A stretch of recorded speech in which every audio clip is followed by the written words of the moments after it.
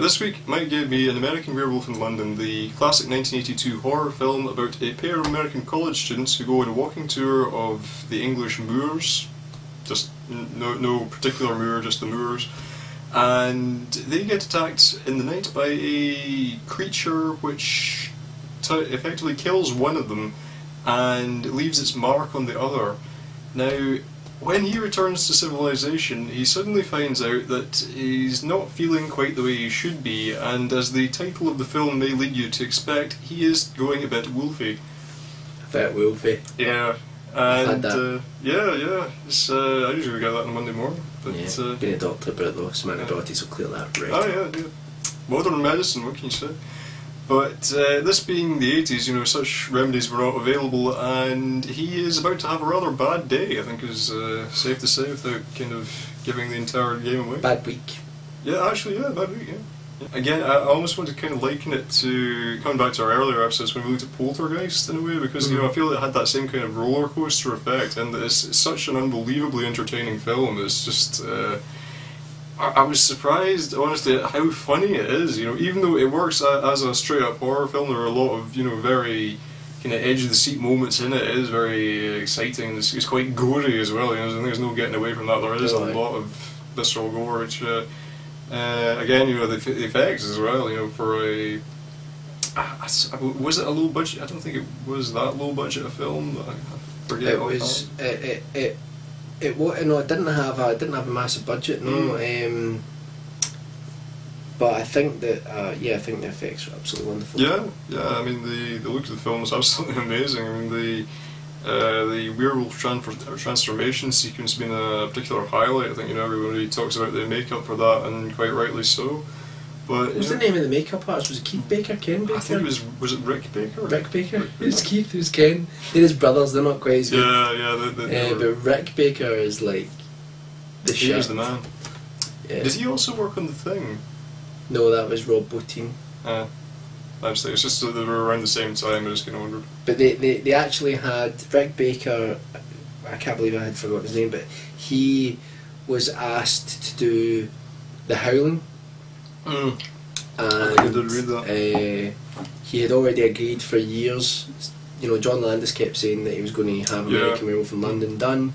He said, "Oh, we're going to do a werewolf picture. We're going to do a werewolf picture." And eventually, Rick Baker, I think, got fed up waiting, because he developed all of these like techniques to do a transformation scene.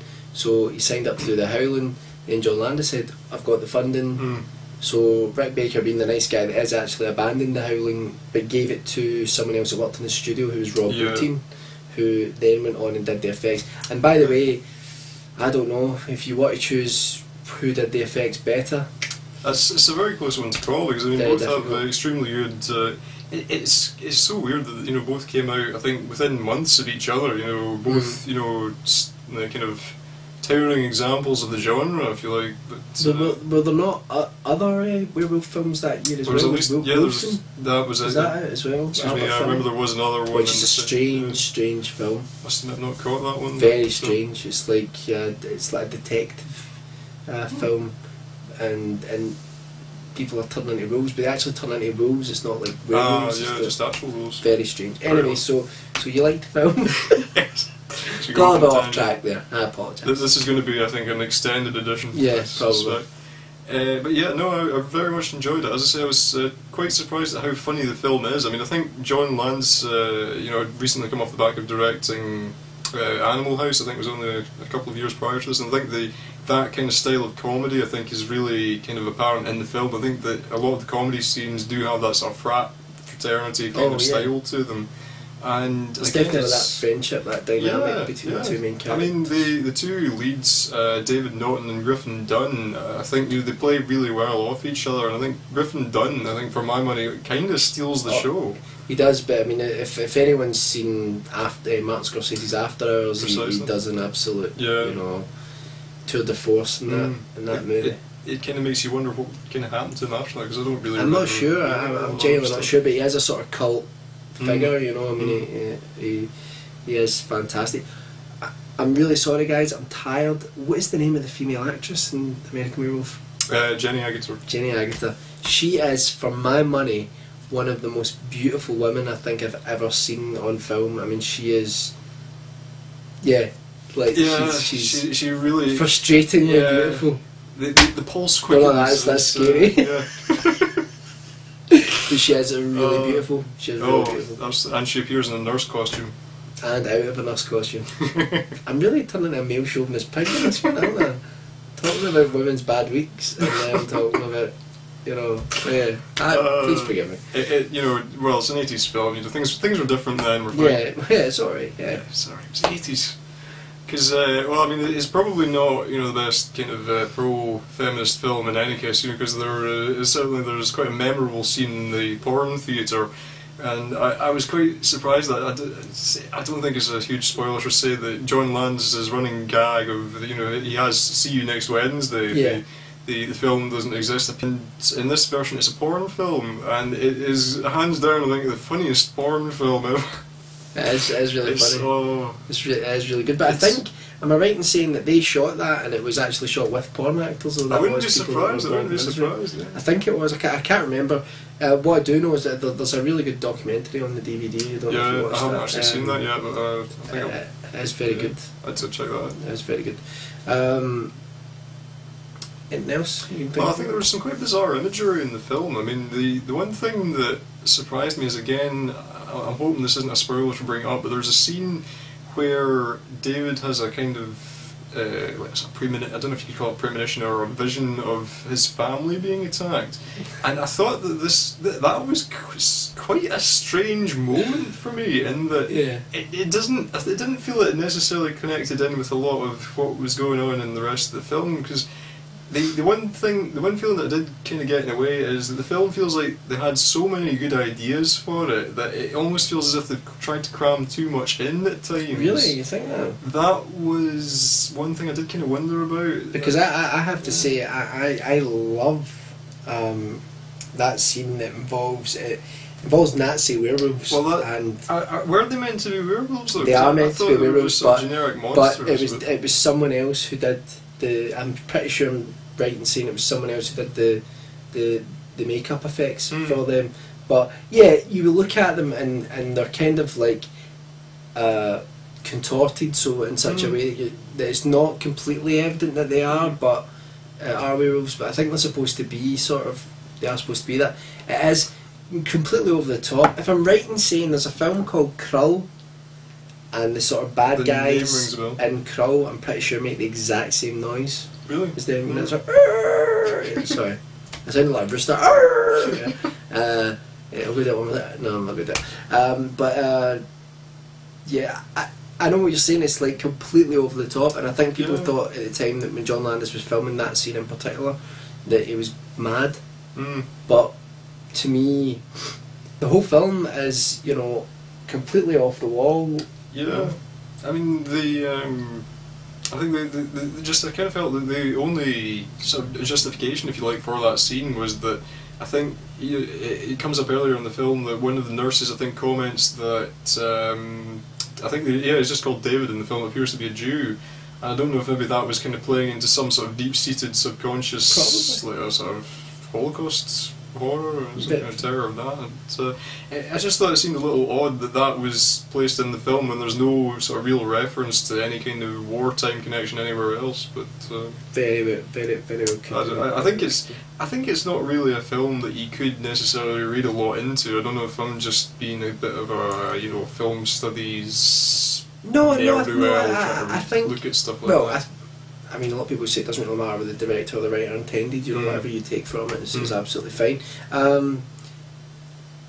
But yeah, I'm really glad you liked it, because for me, the American Werewolf in London is the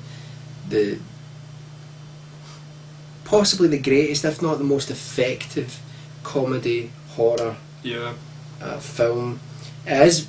I think John Landis described it as no, this is a horror film that just happens to be funny. And that is probably the best way of looking at it, because there are scenes in it that terrified me as a kid. The scenes on the moors in the beginning. Look out for Brian Glover and Rick Mail. You know, remember the animal. No, it's hilarious. But I was a little bit disappointed that Rick Mayall didn't actually have more to do in the film, because it's like, it's Rick Mayall, and he was just... If you don't know who Rick Mayall is, he was a big part of 1980s, the sort of alternative comedy. The film really, I mean, it's a really effective horror film. Let's say the scenes in the moors, when the werewolf goes on a rampage, at one point I'm not ruining anything by saying that, and it is brutal. Yeah. Brutal stuff. And like you say, a roller coaster. I mean, you hear people talk about films and they say, "Oh, it's a real roller coaster ride." You really can say that about this film, because it will you'll be laughing, then you'll be like, "Jesus!" And I thought one of the most effective horror sequences I've ever seen is there's in a subway. That was the one that really stuck with me, actually. And there's a long, wide shot, and you can't quite see what's going on. It's so effective. So I thought that was fantastic. Yes, it's kind of aged, but it's aged in a very strange way, because it's aged in the way that it's I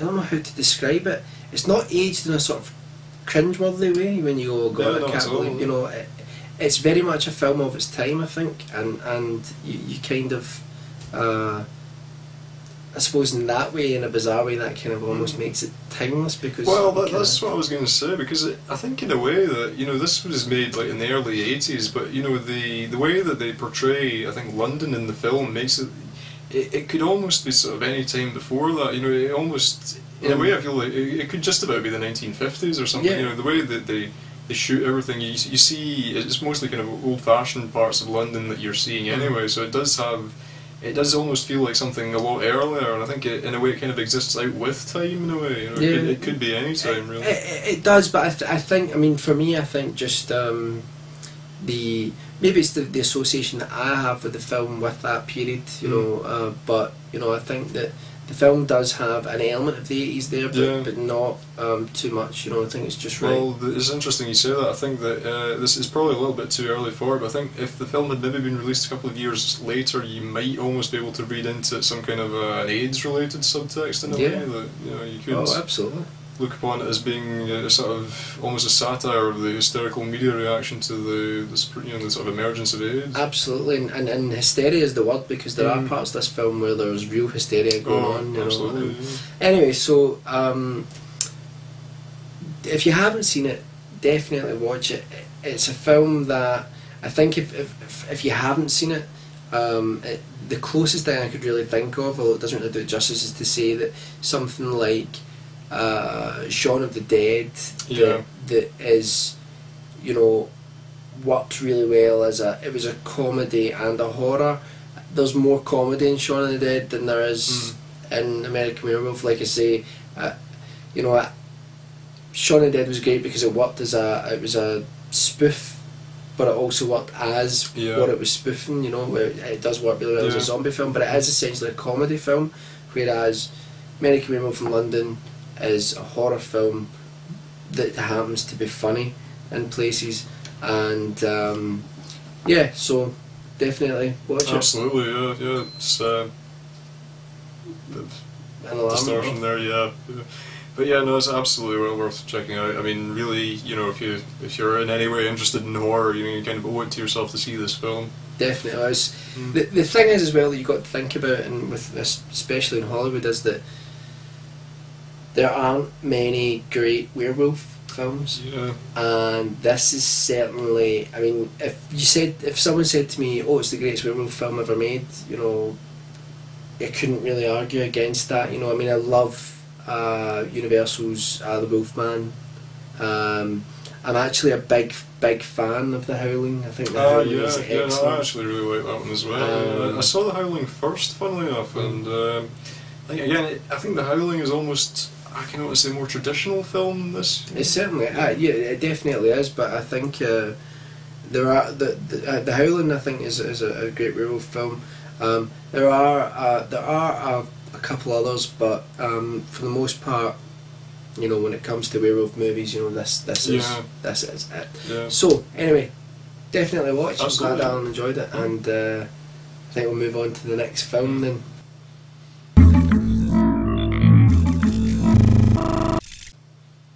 So the next film, the film that Alan gave me was The Girl Who Leapt Through Time, which, as with Double Feature, it was an anime film.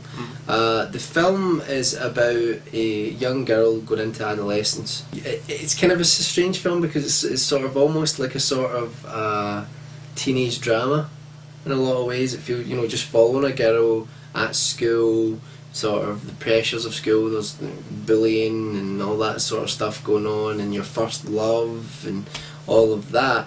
But what was really interesting about the movie is that the girl has an experience. She goes up into one of the empty labs in the school, and all of a sudden she sort of leaps through time. Not the quantum leap, but she sort of leaps through time. She has a vision, and then after this she starts to realise that if this sounds lame, but if she runs and jumps, or she jumps off something, the further she jumps, the further back in time she goes. So initially she's like quite amazed by this, because the film establishes that I can't pronounce her name. What's her name again? The main girl, Makoto. Makoto. I can't pronounce it because I just did. The main character, Makoto, the film establishes her as someone who is always late. She's never really prepared for things. She early on you see that she sort of fails an exam and all this sort of stuff. And when she realises that she can actually sort of jump back in time, she starts to tinker with her life, and you know, with little things to begin with. In the beginning, it's like she knows the answers to that test, so she goes back and she passes the test. She makes sure that she's not late for it. If she's late for something, she just leaps, goes back in time, makes sure she's not late for it. And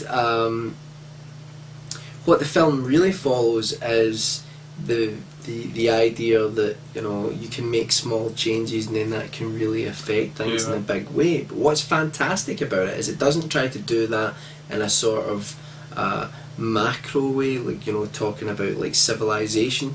It does so within the confines of teenagers' lives in a school, and how the little changes that she makes affects her relationship with her two best friends, two boys who are two best friends, and I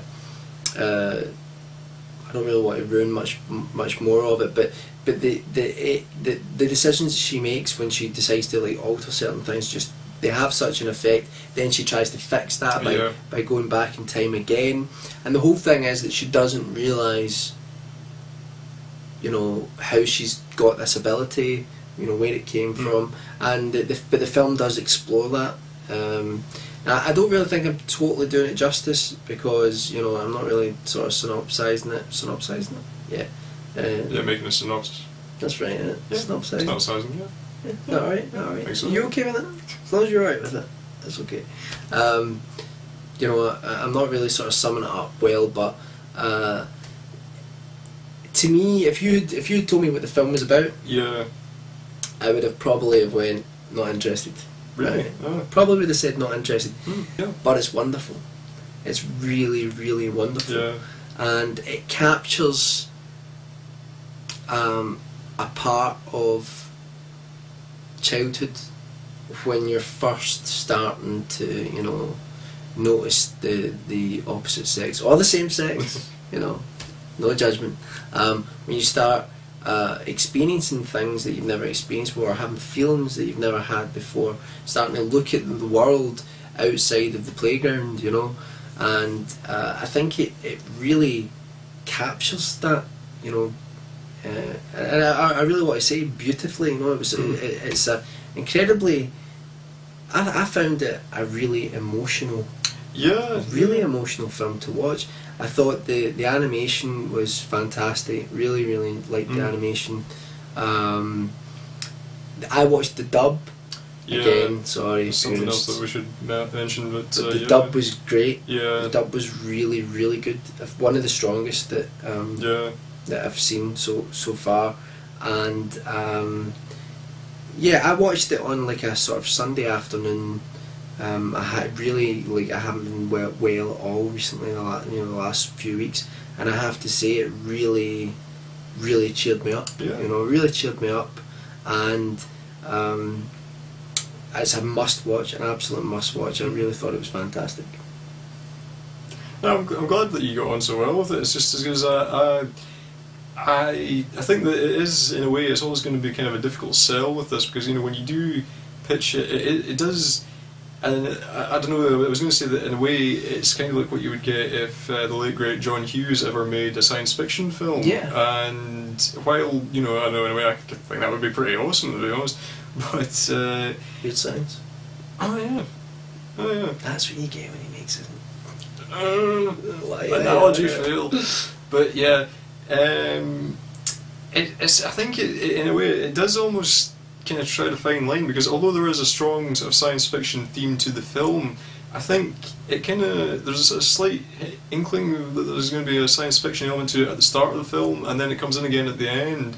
But I think for the bulk of the film, you really don't notice it at all. You know, there's anything sort of science fiction-ish is pushed aside, and I think that you're absolutely right in saying that the kind of teen drama, I wouldn't even call it a teen drama, to be honest. I would just say the sort of contemporary drama aspect of it is absolutely pitch perfect. I mean, it's a remarkable work. I mean, there's nothing, I think, inherently Japanese or off-putting about the film that, you know, if it's something that you could come into from anywhere and, you know, you could immediately relate to this one. This is just... that's what I was saying, you know, the fact that it captures that part of childhood absolutely perfectly. Yeah. And it was funny because we talked about a film that really affected me recently, Paper House. Oh yeah, yeah. And both deal with that time of your life. Maybe the kids in Paper House are a little bit younger, yeah. but that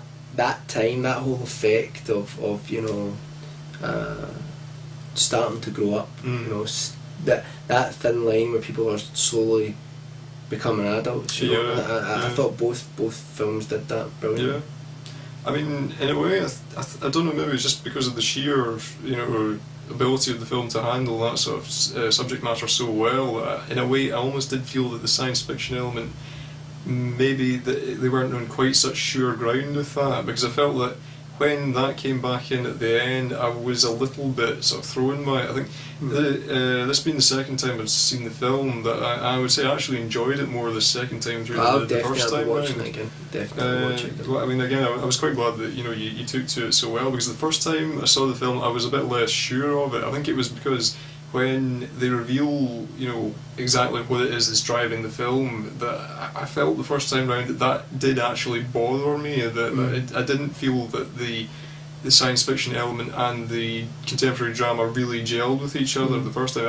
I felt the second time it didn't bother me, but, you know, the first time that did kind of put me off a little bit. I had a slight feeling of that as well at some points, that, you know, like early on, well, probably around about halfway through the film, I started thinking, you know, maybe this film doesn't know what it wants to be. Yeah. But, you know, in the end, it was brought together so beautifully that, you know, you're just kind of like, well, I actually got the feeling, no, they knew what they were doing. Yeah. And the fact, I should mention that, you know, this is a story that comes from a book that has been adapted time and time again. I was surprised. I looked online about the film, and I found the fact that there's been so many adaptations of this. There's been a couple of TV series about it. That was the thing. There's been a few films. You know, that was one of the things that surprised me. That according to the IMDb, this is apparently actually a sequel of sorts to one of the earlier versions. Yeah, I heard that. And I think that is there not something that I did not read somewhere that one of the characters is voiced by a girl that was in the 1980s. Oh, quite possibly. Yeah, I didn't actually know that, but that's quite possibly the case. Yeah. One of the other reasons that I gave you this one particularly is that this is a film by Mamoru Hosoda, and I think there is a feeling that Hayao Miyazaki is, you know, fairly advancing in years, you know, and that there is a feeling that if he wishes to step down from, you know, directing films in the anime industry, there is going to be a void to fill. And Mamoru Hosoda, I believe, is one of the ones who is kind of hotly tipped in a way as being the next Miyazaki. And there's a definite connection. There is a feeling of that. I think there's a, feel good vibe to the film that I actually thought it was maybe Miyazaki that was involved with it. But there's also a poignancy, I suppose, that's maybe not there as much in at least the ones that I've seen. Well, again, I think he does approach this in quite a different way. In a way, I think that the films directed by Miyazaki are generally, there's a kind of sort of coherence to them. Well, maybe not coherence, but there's a certain sort of vein of similarity within them that, you know, the themes tackled are generally sort of relatively similar. And I think bit samey.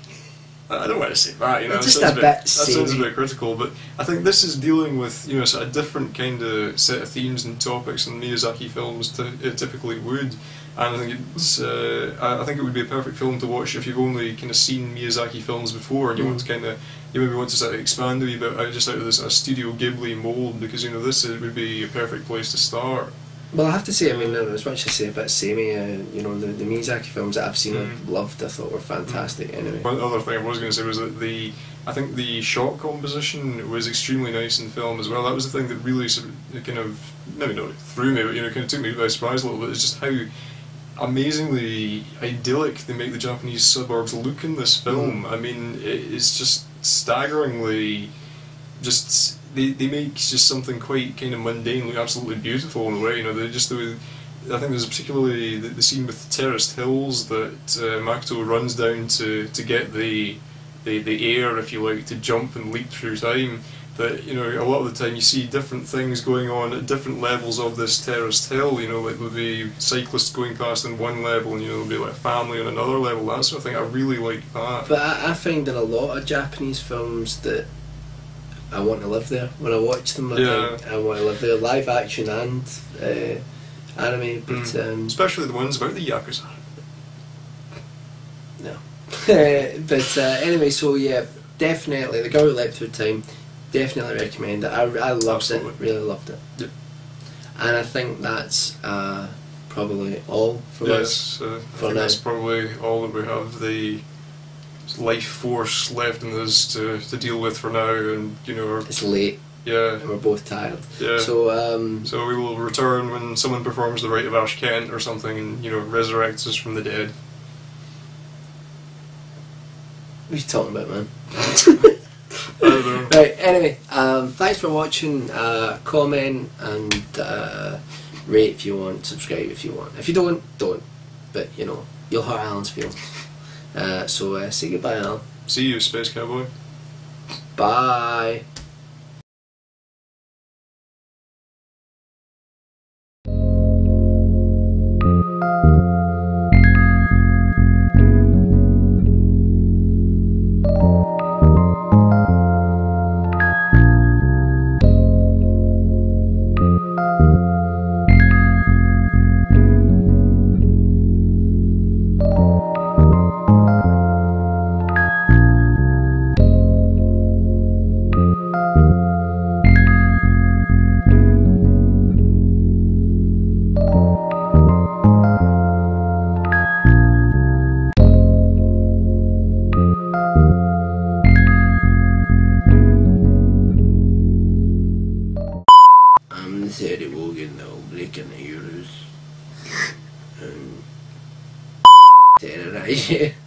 That's right.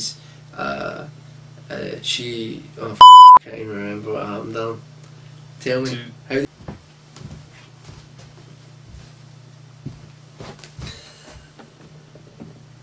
You ready now? You alright? You ready?